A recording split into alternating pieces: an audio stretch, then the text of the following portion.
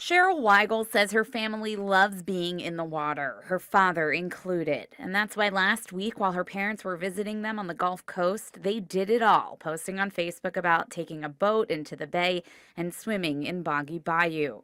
She writes her father had cancer. His immune system had been compromised. She'd seen the warnings about open wounds in the Gulf waters and heard about flesh eating bacteria, so they were extra careful to use Neosporin and liquid band aids. The term flesh-eating bacterium really kind of is a conglomeration of several types of infections. The classic one really is group A strep, which is the same kind of germ that causes strep throat. But sometimes it can get into the skin and soft tissue in some situations and make people very, very ill. Dr. Steve Threlkeld is an infectious disease specialist at Baptist Hospital in Memphis.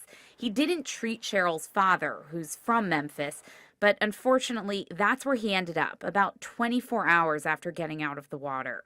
You can see the black spot that formed on his back. His daughter says it turned out to be necrotizing fasciitis, or that flesh-eating bacteria, that soon after led to his death.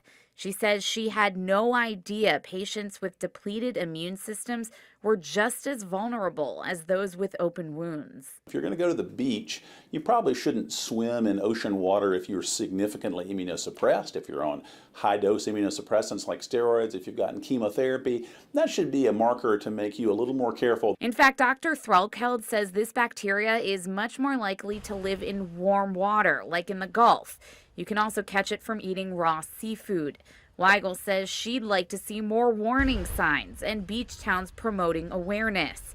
But overall, the doctor still says it's very rare. Just some people should not take the risk. Stacey Jacobson, WREG News Channel 3.